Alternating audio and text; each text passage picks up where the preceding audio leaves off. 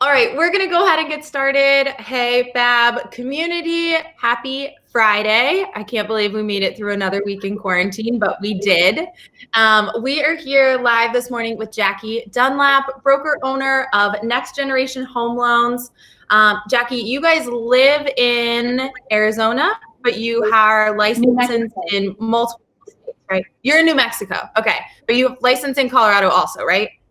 Okay, cool. Yeah. Jackie and I finally got a chance to hang out at the very first WMN event out at Activate about a month ago, which also is crazy. I can't believe it's been 5 weeks, but also it's only been 5 weeks. It feels like it could have been 5 years since we were all out in California. But it's so good to talk to you. I actually was the one who really wanted to get this conversation set up because I've seen all of the training that you've been doing in our WMN group and the offers that you're putting out there to help train processors from other organizations as well. So we're so excited to have you and have you really dive into not only what you're training people on right now, but how you're doing it from home, because obviously this is a little bit different than being able to sit down with somebody face to face. So Jackie, welcome. Thank you for having me. I'm super excited.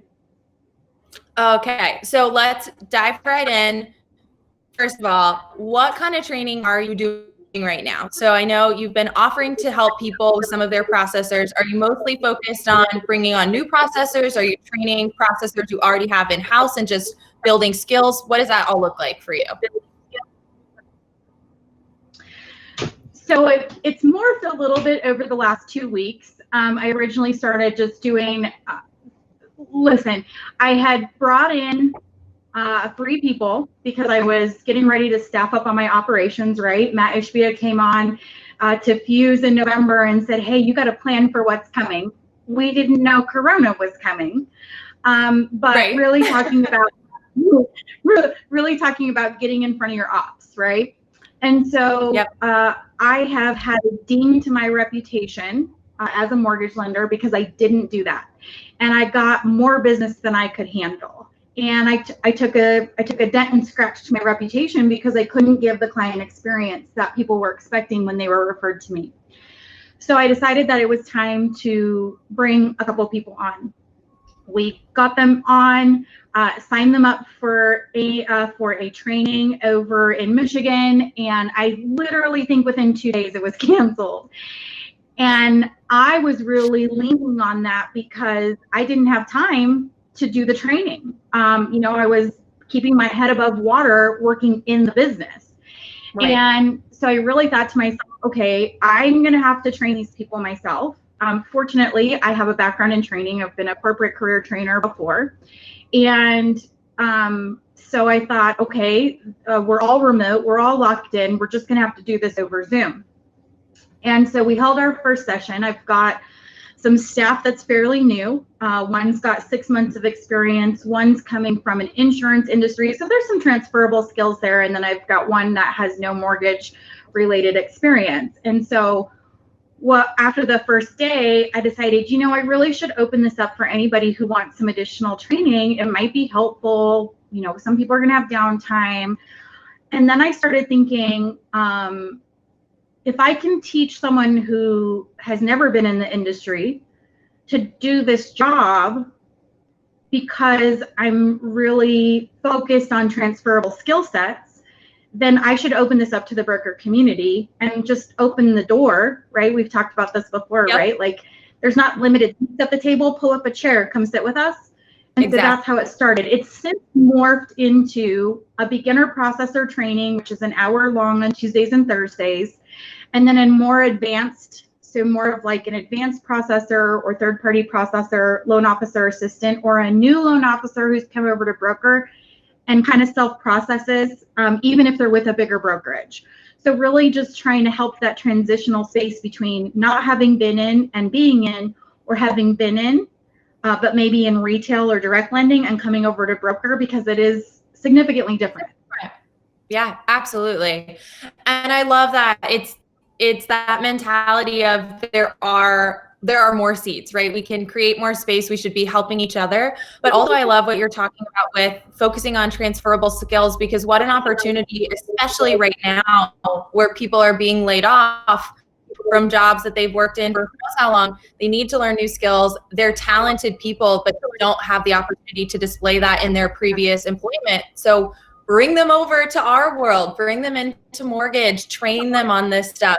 Talking about customer service, the entire restaurant industry, what a perfect group of people to say, I can train you how to be an LOA. I can train you how to be a loan officer or a processor. It's customer service and sales, right? I mean, that's exactly what you're doing. It's actually quite interesting that you decided to pick that industry. It is one of the analogies that I use in the training, in part because it's what I know. I was in the restaurant industry for 11 years and was a corporate trainer for 3 different restaurants, and it's what I know. But the thing about it is it's the lowest common denominator of experience that anybody has, because you've eaten at a restaurant. You don't have to just work at a restaurant. You've eaten at a restaurant. So I actually use this analogy a lot in my training. And I will tell you that the change came for me because of having worked in the restaurant industry. A lot of times, specific industries experience, you feel like you're pigeonholed. That the experience and the time that I have in this industry doesn't translate into something else. And when I was younger and going through a divorce, my judge said, you have to go get gainful employment, because apparently what I was doing as a corporate trainer, even though it was for a restaurant, wasn't considered gainful employment. And I really had a difficult time finding what was considered gainful employment out there with a restaurant background, even though what I was doing wasn't just serving tables. And so my dad decided to refer me to a resume writer. I was really apprehensive about it. I was like, you know, here's a bunch of lemons, see what you can make. It's probably going to be better. No one's going to want to drink it. And I got that resume back and I was like, oh, wait a minute. Look how smart I am. Things that I know. Gosh. And that's when I really began to understand the concept of transferable skill sets. One of my current processors she worked in the medical field. And so she basically, when clients would come in, she would take their files before they came in. She would make sure all their files had all the paperwork, their insurance paperwork, had they completed the new client questionnaire, and then she would prep the file for the nurse for whatever procedure was going to happen, answer the phones, book the appointments, right? She's a pipeline manager. So once I started asking her, tell me about what you did in the medical field, and said, oh, you did the exact same thing. Instead of patients coming in to get this medical service, we have borrowers or applicants coming in to get a mortgage, and they also have a file. And we also have to prep that file. It's not with insurance, but we still have to make sure certain things are in the file before we send it to underwriting, which is like what you do. You prep the file before you put it in the little door hanger before the nurse comes in. And once I explained that to her, she began to be like, I can do this job. I don't necessarily have to know mortgage, but I know how to run a pipeline. I know how to make appointments. I know how to get things through a system. That's amazing. And it's so true, right? We do it at AIME as well. I'm notorious, and I apologize for anybody who I've worked with before, because I know that I do this. I will go around and look at people and what they're doing in their roles and say, wait a minute, you're doing this right now, but I could use that skill for you to do this over here. We could build even more. Like I tell everybody who works on my team all the time, add a new tool to your toolbox every day of the week. See if you can add a new tool to your toolkit, because you can take all of those things and apply them to something else down the road. And this is such a good time, especially through the training that you're doing, to be bringing people into the industry. Everybody that I know needs more help. All of our brokers need people, they need more processors, they need LOAs. Everybody needs help right now. They're busy, and you're about to get even busier. We've talked about it with Barry. We've talked about it with Anthony. Matt and Barry and Anthony next week are doing a massive conversation that's going to go into this even more. But what you're experiencing now is just going to get busier in 90 days. So hire and train, and hire the people who are available. You don't need to find somebody else who's an experienced processor Go find somebody who is working at your favorite restaurant, who's really sweet, who you've always had a good experience with, who customers love, and train them on how to do this job with you.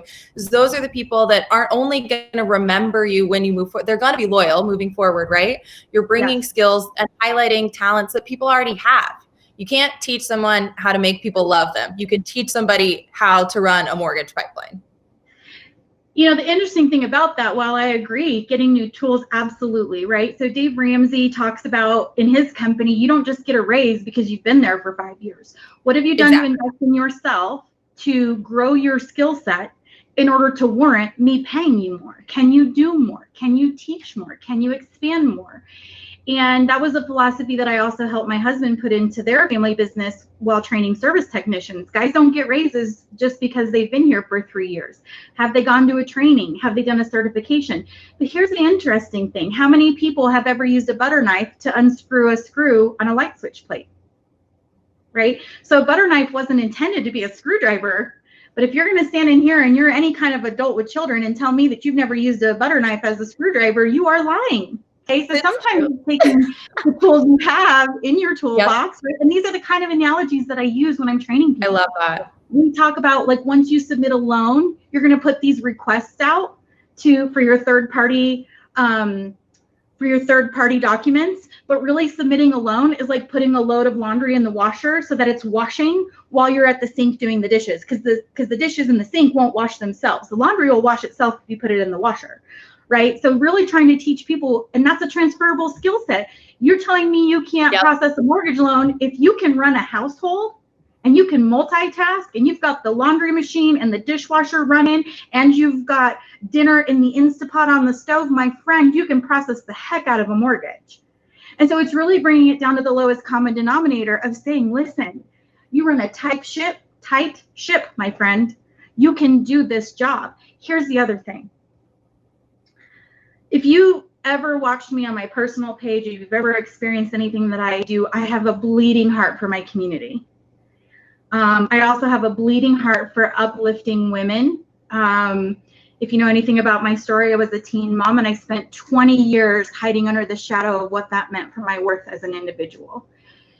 Right now, when so many families are so uncertain about what the future is going to bring, what if I can shine the little bit of light at the end of the tunnel? I have people that are work in cosmetology, hairdressers that are like, I don't know if my business is ever going to be the same after this. I might need to use a new skill set. Good girl, you know how to follow procedure. You know the proper steps to not frying somebody's head off. Okay, how do we incorporate knowing those proper steps into the procedural aspect of processing a loan? Okay, so that's really where I'm coming from in all of this, because I know that even right now, before Corona, one of the biggest things that I see in conversation as I'm sitting in our groups is, I need a processor. Anybody know a good processor? Listen, I know lots of good processors. You can't have them. They're mine. So how do I contribute to my community, not only my broker community, but also my people community? And having gone to Rise events this entire year, my online community has grown by 16,000 women and a few good men. and a couple. And so to be able to be and deliver a passion of mine, which normally people would tell you I cook. I love being in my kitchen. I serve my community through food. I can't do that right now. So finding another way to serve my community, both brokers are better, and both the women and families, by giving them hope of something that I know. Listen, I listen to the same things that you all do, right? I'm listening to Barry Behe. Today's going to be one of those days. It is. It's Friday. And Logan, I never can say his name right. And Anthony, and all the people who have held really high level positions within finance and mortgage, and saying, I know that what I'm experiencing right now, I can't sometimes wrap my head around what they're talking about down the road, but they're my light. they're my light at the end of this tunnel. So what I need to do is focus on that light and then reverse engineer what I'm going to do. So that way, when I come out of the light, I'm not like, I can't see, you know, like I got to be prepared for that. And the thing as a broker or a self-processing originator, we get very, so I'm going to be vulnerable, real vulnerable here. If you're a smaller shop or you are a one-man shop, right? Your business, and I know this, is your income is like this because you work in the business, you close a lot of loans, make a lot of money, and then your income goes like this. So then you got to go work on the business, get more clients, get pre-approvals, get the loans in, and then you go like this, and then you go like this. Okay. So I'm going to talk about what we all have been hearing about for 5 weeks. How do you flatten the curve? Okay. As mortgage brokers, we're notorious for waiting until we're maxed out in our capacity to deal with our pipeline. Okay. We're maxing out our medical facilities in mortgage and we make this money, but then we close all this stuff and we got to go back to working in the business. So how do we make it so it's more like this or like this? And we have to do that by bringing people on before we're in this place where we can't handle it. Yep. So it's progressive. Okay. So if you're in that place where you're underwater, you can't, like you're barely coming up for a breath before you go back down. You got to hire someone who can do your third party stuff, right? It's a repeatable process. You can show it to them 2-3 times and they can go and do it. It's not really something that they have to be involved in, right? So that allows you to keep your head above water a little bit more. And then as they get more comfortable with that, then you can siphon more duties to them. Maybe then they can start doing your verifications of employment, or maybe then they can organize your files and make sure that you're utilizing technology the way that you should. Yep. But I will tell you, if you're bobbing up and down in between water and so overwhelmed with your pipeline, you get in this conundrum where you're like, I can't take my finger off the heartbeat of my pipeline and my business, because if I do, then that's going to flop. I'm going to take a ding to my reputation and I can't train this person either. You guys, I've lived that. I've had people quit working with me because they were so overwhelmed and undertrained and they couldn't do it because they felt like they weren't doing a good job for me. But the truth is I failed them. So instead of doing that again, I've decided for the short term to sacrifice income and invest in myself for the long run by training. And I'm trying to do the same for you all out there. Listen, put my training on your second screen and listen to it. I went and got, like 3 weeks ago when Anthony Casa started coming on like every hour, I was like, I can't, I'm not working, but this is valuable. And I went and got me a second screen and I put that on and I played Anthony in the second screen over here. And then I had my work playing over here. And you might have to do that. Yep. But not taking the time right now, especially as our lending restrictions get tighter, right? You put this client over here and you say, listen, I've got your information. I'm watching for you, right? But don't Netflix and binge. Don't watch all of Tiger King. Even if it's just investing 30 minutes every day into working on the future of your business, then invest 30 minutes every day. Okay, it doesn't have to be, ooh, you guys listen. I literally am live in Zoom 2, 4, 5, 6 hours a week. That is 6 hours that I am not with my staff. That's 6 hours that I'm not working on my pipeline. That is 6 hours that I am dedicating to, and I say not with my staff because my staff, they don't all attend all the trainings, right? Right. And I'm opening that up to everybody. I am adding 6 hours a week to any broker in here who wants to send somebody to my trainings. I am literally adding hours to your day. I am opening up training for your people to come and train with me. And if you want to know how people think about it, I will start posting reviews because I'm getting DMs every day with people saying, this is the most valuable, real life, tangible training that I have been able to find. I have a woman that's coming to my training. She just got done paying, I think it's $1,000 to do a National Association of Mortgage Processor class. And she said, it's just really concept based. And so like I get the idea of it, but I don't know how to actually do this job. Like I've spent 2 days with you. This is the best. This is better than NAMP. Yep. So if you need more time, you don't. You need a link to one of my trainings. Yep.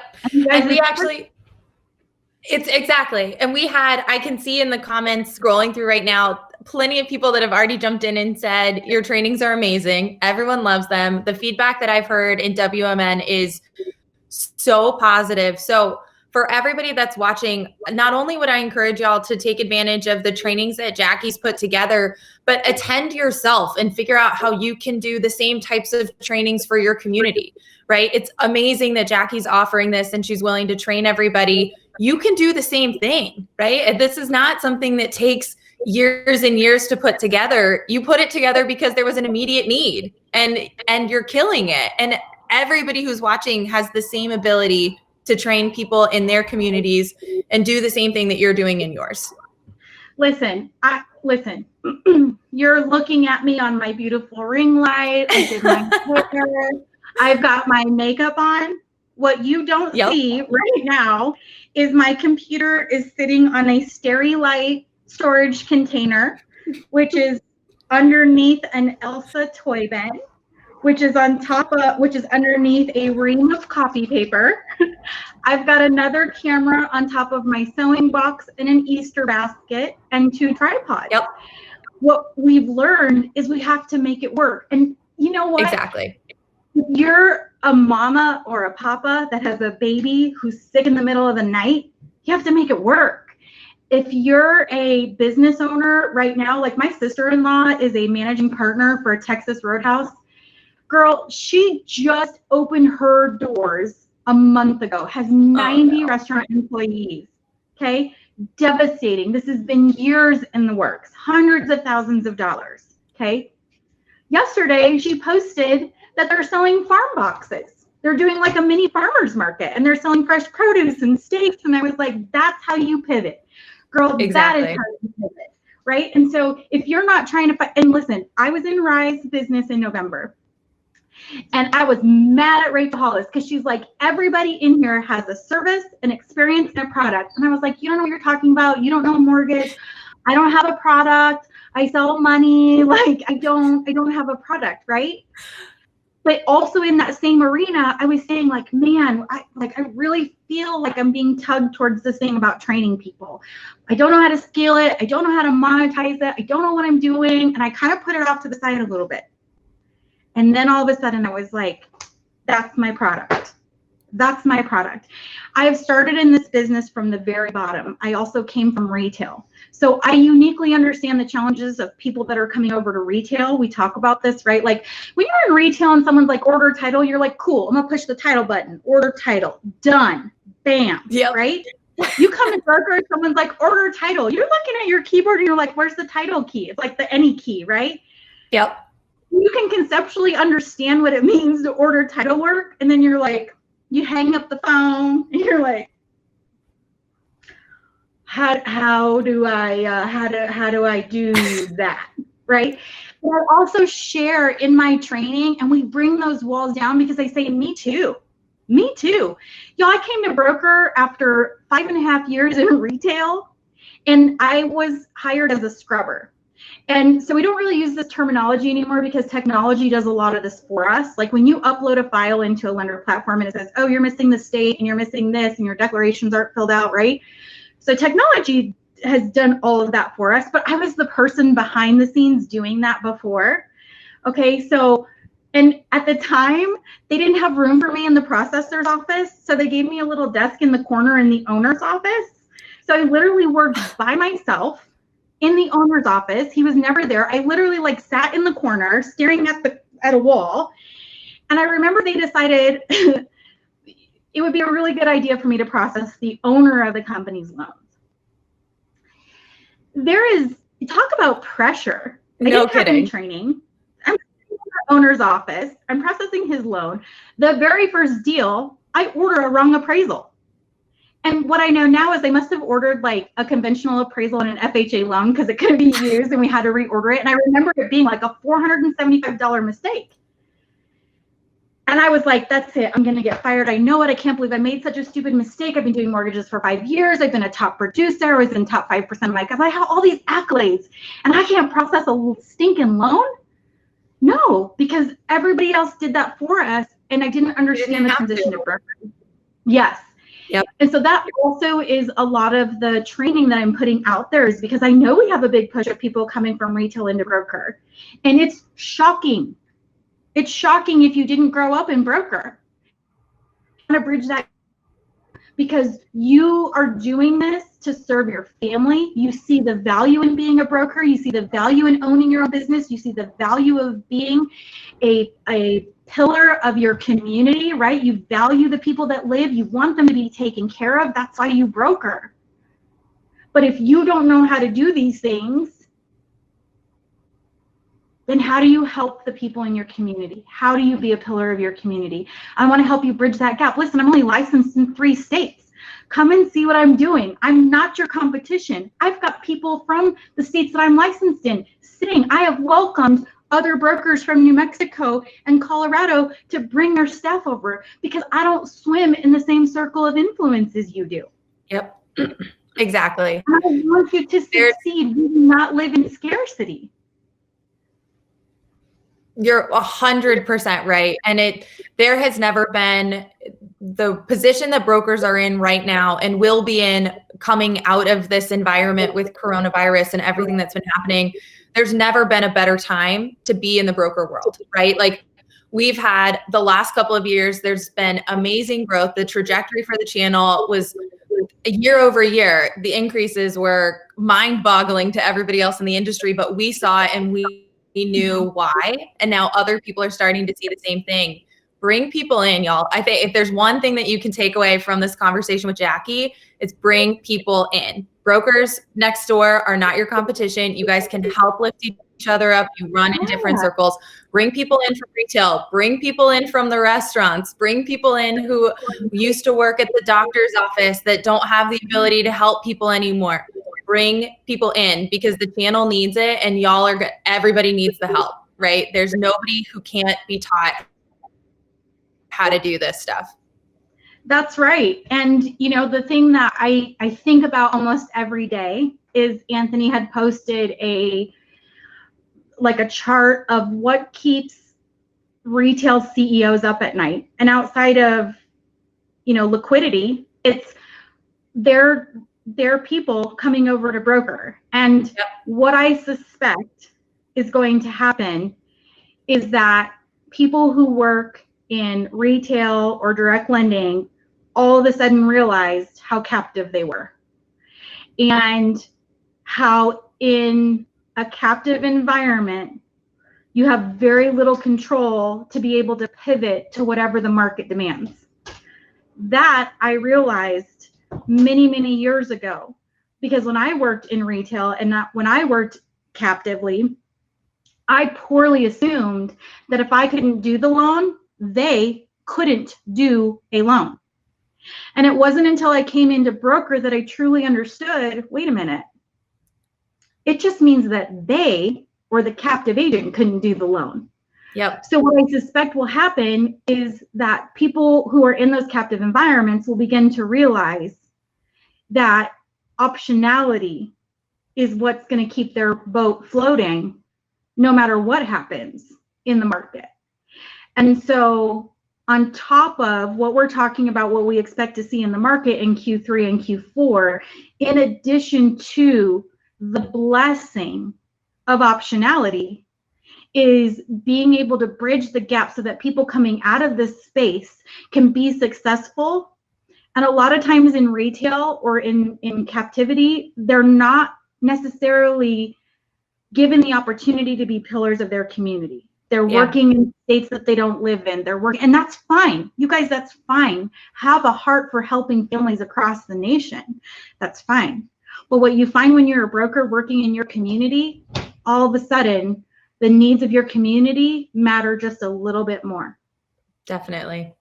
Jackie, this has been amazing. One of my favorite Facebook Lives that I've done so far. You have such a beautiful heart. You're so giving. You were so willing to be an active and engaged, not only participant, but leader in the Brokers Are Better world. So from all of us, we are so thankful. I see so many people asking how they can attend the trainings. We will post the links. We will make sure you guys can get connected to Jackie so y'all can see all of the great work that she's doing.